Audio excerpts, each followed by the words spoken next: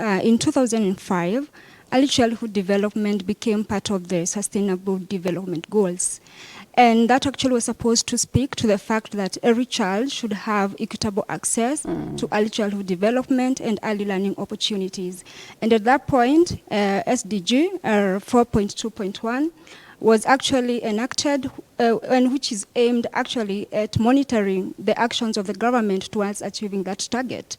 And I think I'm very impressed that we have the Mheshimiwa here, who is actually speaking to the legislature, and now actually a representation of the government, and in what actually is the government doing towards that in terms of policy making in the framework. And so for me, I would like to say, I believe devolution had all the best interest when we devolved ECD, because I believe those who championed the devolution were actually believing that when we devolved that function, we were going to be able to reach the smallest unit in the education ecosystem. Do you suppose we have? Statistically, yes. I'd like to say we have and we have not.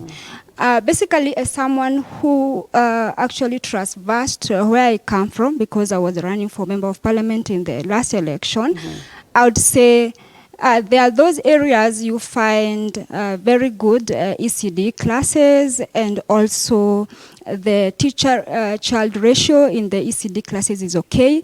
But I would like to say significantly a large part of that is still very neglected, because you're going to find the children who are in ECD are actually learning in very poor classes as compared to the upper primary.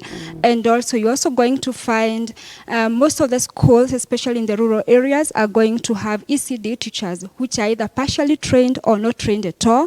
And you see now exactly what we are trying to say is like the parent is actually bringing this kid to school to either possibly look like they're passing time or look like they're schooling in preparation to go to class 1. Wow. But what I would also like to address in terms of that is what Mheshimiwa has mentioned in terms of attitude.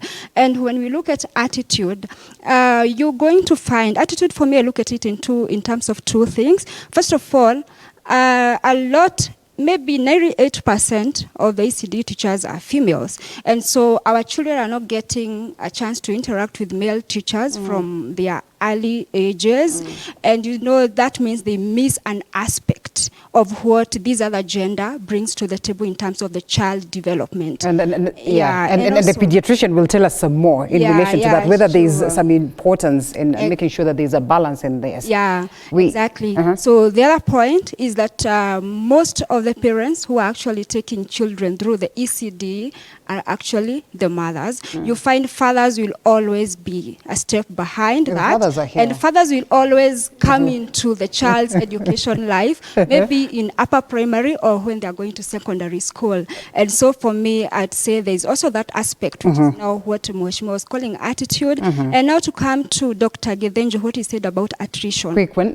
Yeah, attrition, because first of all, the poor pay, which actually, if I was the ECD teacher, it makes me feel my work is devalued. So I'm actually sitting in like some sort of makeshift career, waiting to jump onto the next big opportunity, you know? And also the other thing about attrition is that if I'm working in a space where there are no resources and nobody seems to really have an eye on it, everybody of us wants to feel in a career where we are valued, and also in a career where we feel there's a prospect for growth.